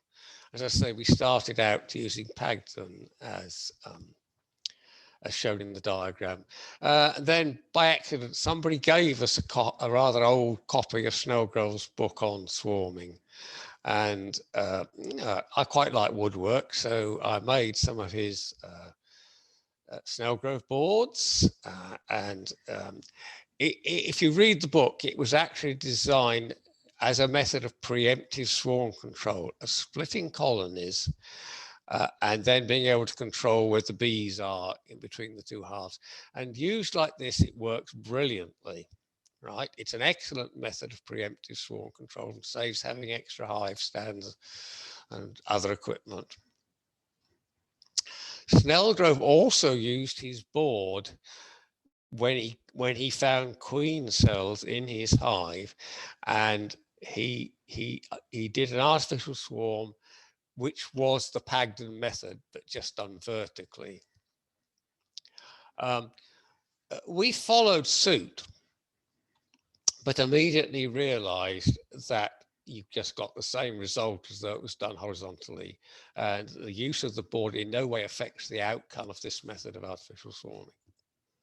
So there's a Snelgrove board, and it's a sort of all singing, all dancing board with double openable doors, both paired doors, both opening to the bottom and top of this board. And it's just an intermediate floor, and it has a mesh panel in the middle, which helps retain a common hive smell.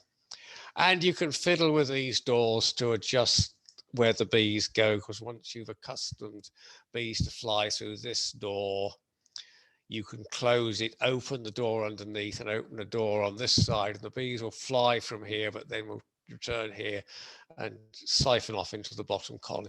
You can do all sorts of fancy things with it, but we occasionally use some of these facilities, but it's by no means an essential part. And that's the bees using one of these upper doors, and this is a separate colony on top here. We could close this door and open the door underneath, and we could siphon bees down into here. Snelgrove book is very difficult to deal with. It's in its 15th edition, by the way, and I don't know how many have been sold over the years, but I have never yet met a beekeeper who's really got to grips with it. He wrote very prescriptively, as was the fashion at the time, and his methods of swarm control were based on the Gerstung theory of swarming. And basically the Gerstung theory of swarming says that swarming starts when the colony is at its peak and the queen is starting to back off laying, and there are more nurse bees producing brood food than there are larvae to feed, and that this extra redundant brood food spills over into making queen cells. And this theory held sway for about 60 years until it was finally disproved, again by somebody working at Rothamsted Research Station. But it creates unnecessary complication in his method, because all his methods are an attempt to control where the nurse bees are. And for the purpose of artificial swarming and most other things as well, a simple split board with one entrance will do the job. And this is just an ordinary cover board modified with a slot in here for the bees to come and go. No door or anything. If you actually want to stop the bees flying from there, you just stuff it with foam. This works perfectly well for artificial swarming, no problem. And we delve further into Snelgrove's book, which is not entirely an easy task, and discovered with a second method that he had developed. It was called Snelgrove 2. He used Latin numerals, by the way, because he was a well-educated man. It certainly gave better results, but it was still not 100% successful. And it also had an inherent problem, which he referred to as being an occasional. And we found it slightly more than occasional that this happened. So we briefly stopped using it and returned to try and get on terms with Pagden. And Snelgrove hit on his method too fortuitously. He made an artificial swarm by the Pagden method, but some way or other, the queen actually got into the box on top of the board that contained the queen cells and the brood.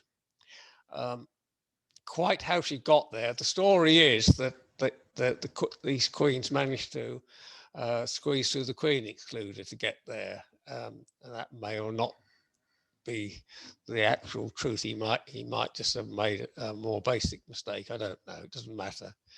And when he returned, in the Pagden method, we'll show you in a minute, after the queen has spent 9 to 10 days in the parent colony with the queen cells, she is returned to the artificial swarm. So he went back and he looked at this, and to his great surprise, he realized the queen was in the wrong place. But when he looked at this, the parent colony, he saw the queen cells had all been torn down and the queen had just resumed laying normally. And he thought, well, this is perhaps the basis of a method. But being a careful man, he actually did it deliberately then to see if the same thing happened, and it did. After a few days, all the queen cells are torn down and the queen goes into lay again.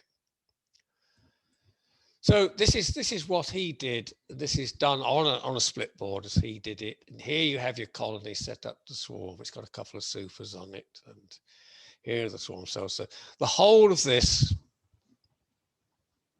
in one piece is put on the snow globe board at the top of the hive, right? And all he did was he removed one frame, and it wouldn't be that one because it's got a queen cell on it. Let's say it's that one, and this has only got sealed brood on it. And he puts that in the artificial swarm.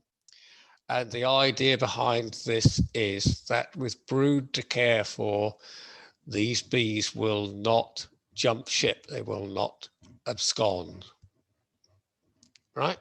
That was his method. And so, and the difference between the Pagden is that the queen remains in the parent colony with all the brood in the queen cells. And this has immediately, if those of you who've tried artificial swarming, this does have a big advantage that you don't have to find the queen at this stage, which sometimes can be a fairly heroic job in a colony that's set up to swarm, because the queen is actually being chased around the hive by the worker bees, trying to slim her down to fly, so she can be almost anywhere and be difficult to find. And this sounds counterintuitive because you'll think, oh, well, queen with queen cells, that's obviously a recipe for disaster. And in this case, the artificial swarm has no queen and no means of making one. So what Snowgrove did was 9 to 10 days later, he did a second manipulation where he took the queen from the parent colony and returned her to the artificial swarm. And most of the time, that then settled down to just rebuild itself and not to swarm. Not 100%, but much, much better than the Pagden method. And how this works is, of course, is that the flying bees, along with the swarm organizer, have relocated to the artificial swarm, and that's why the parent colony has lost the impulse to swarm. And it's already got a queen, so it tears down the queen cells and the queen's put back into lay. The second manipulation is quite simple. This is the parent colony after 9 or 10 days, and all you do is to get the queen and put her here, and it's just normal to put her in. It's easy to put her in on the frame that you find her on. You can just put her into here, and then this is the parent colony. The queen's been laying in here. It's got masses of nurse bees, and it's got eggs and larvae from which it can make emergency queen cells, and that's what it does. It makes emergency queen cells, and in due course it requeens itself without swarming. The problem that he alluded to was that when it was done vertically like this, I don't think it would happen if you did it horizontally, which you could equally do. The bees in the artificial swarm found where the queen had gone and would go up to join her. And in a very short while, the parent colony would issue a swarm, albeit quite a small one, but it would issue a swarm with the old queen that was there. And I haven't got the slides in here. It's very obvious what is happening, because what you see when you look at a colony that's found its queen, where the queen has gone up into the penthouse, you have bees coming in at the entrance at the bottom of the hive and then walking up the side of the hive in a crocodile in order to rejoin the queen.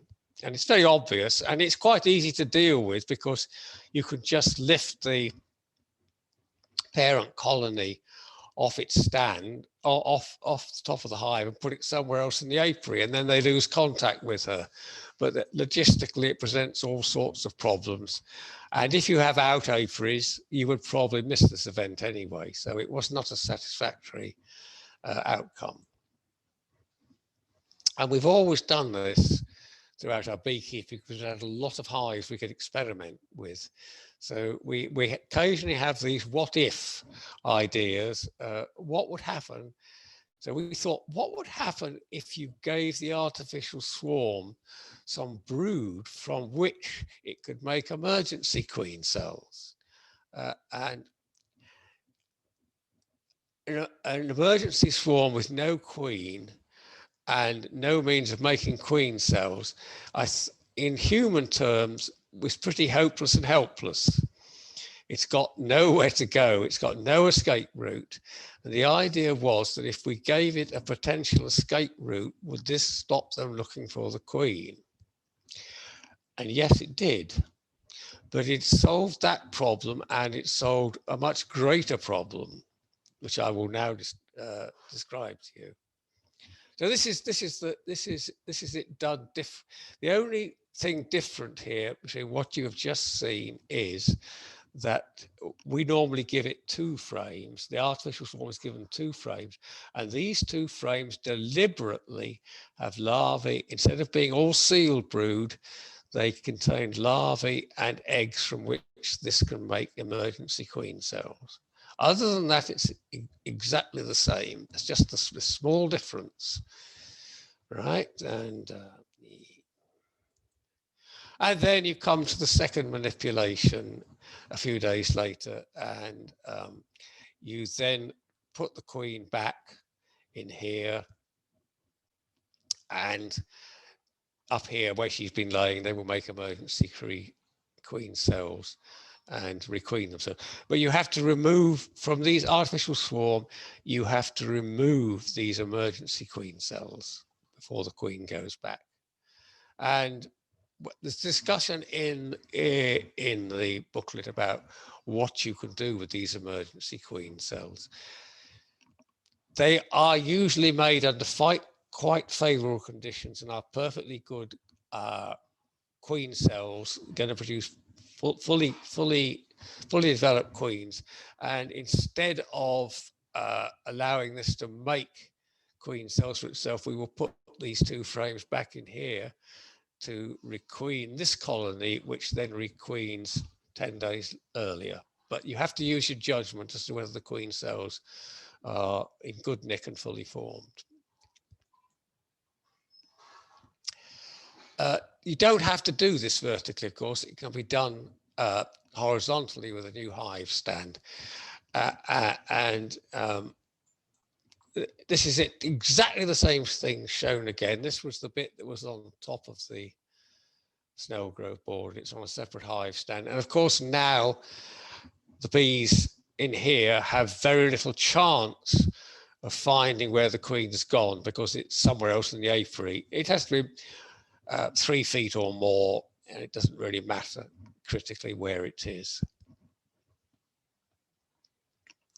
And then you come to the second stage, and you reinstate the queen into the parent, from the parent colony yeah, what's that? Not quite sure what I've done there. Anyhow, you reinstate the queen as before.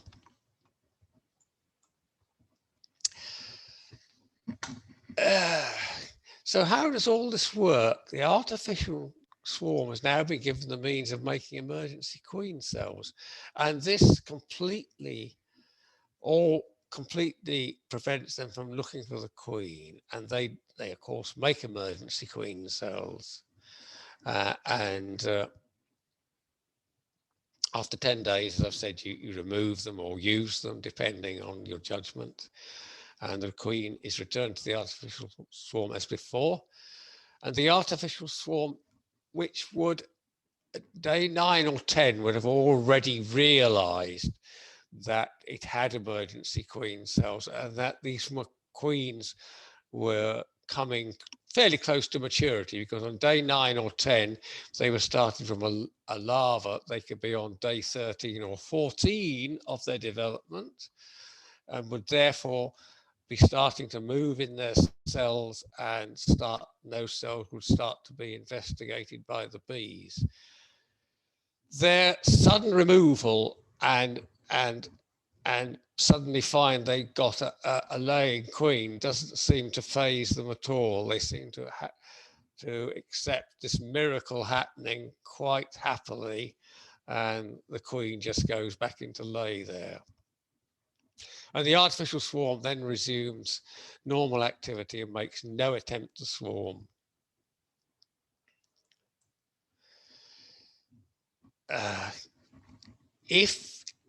So a lot of you guys are obviously looking at you, still got work to do.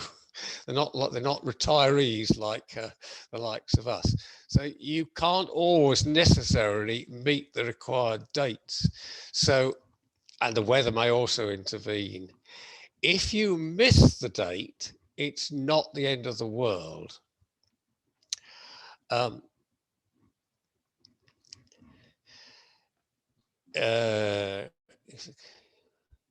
the question is, if you don't decide to repatriate the queen because it's too late, and that queen cells in the emergency queen cells in the artificial swarm started to release queens, will that decide to swarm or not? And we don't normally do it this way, but we have contradictory intelligence from people who have forgotten the date or whatever. And some say the artificial swarm has swarmed, and some say that it doesn't. So the safety first thing to do here is to thin the queen cells, or there's another method of dealing with this which is dealt with in the booklet, right? It's one of those things we don't know. We have done it horizontally, and the artificial swarm has not swarmed, but not everybody's sure about that. Oh, so the advanced snell growth to modified. The important word is modified by what you put in the artificial swarm. It works reliably. You don't have to find the queen for the initial manipulation. For the second manipulation, the queen has returned to her day job of laying, and she is normally quite easy to find. But you do have to get the timing right. If you leave it much beyond 9 or 10 days, you get a virgin queen emerging into the artificial swarm. I say it's not a disaster, you just change plans, and the parent colony with the queen staying there becomes the main honey producer, and you can let the artificial swarm requeen itself in its own time, or take measures to see that it doesn't swarm. So why does the modification work so well? It was originally designed to prevent the bees in the artificial forms finding the queen. But the most important effect seems to be that it switches off the artificial swarm from swarming mode to emergency requeening mode. And we wouldn't have discovered this if we did it horizontally, probably. This is pure speculation, but it's based on how the artificial swarm behaves in the future. So what do you do with what's on the split board? Moving forward 3 weeks, a new queen should be laying at the top. You have several options. You can run it as a double colony with its own supers for the rest of the season. You can remove the top colony to an outer apiary to give it independence, therefore not losing flying bees. You can give independence in the same apiary, but it will lose flying bees. So you need to wait until the queen has got a good head of her own offspring. Or you can delay the decision until after the honey's being taken, and maybe use it to requeen the colony below as a new independent colony.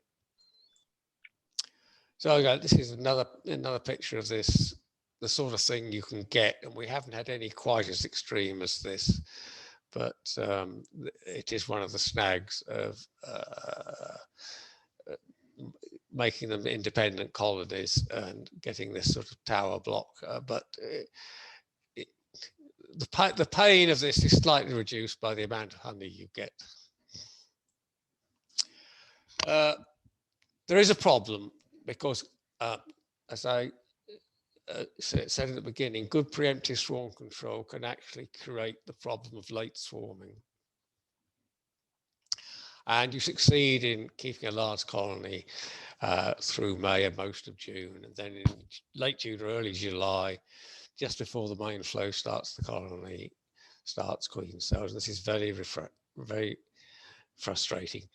We have developed a method of minimizing the effect this has. You still have to artificially swarm the colony, but there is a method of after 9 or 10 days, reuniting it as a single foraging force to deal with the main flow. It took several different methods of doing this, but we did find out how to do it reliably in the end, and that's in the booklet. As I say, there are other methods in the booklet: how to deal with colonies that already issued a prime swarm, colony rescue methods, dealing with late season swarming, ambiguous situations. There's also a section on good logistics, how to do some of these operations without damaging the colony or the queen. And then there are one or two things that people have found have gone wrong, and there is a little bit on, there's a little section on fault finding to diagnose why it's gone wrong. And that's the end. Right now, I need to get myself out of here. Right, okay. If anybody's still awake. Yes, I'm still here. Yep, still here. Right. I can't see the results, so I can't see from my screen at the minute how many people have left in the disgust or to do something better. As far as I know, there's only one person left, and that's because they on night shift and had to go to work. and that was it. I think that's a reasonable excuse. Yes, yeah. Well, in about 5 minutes, that's what I've got to go and do. Yeah. Now, I've got a question here. Do you just run the queen back to the artificial swarm, or do you use a fondant sealed queen cage? We have just literally picked her up and put her in there in the early days, but several people expressed alarm at this. We now always return her on the frame on which she has been found, accompanied by her close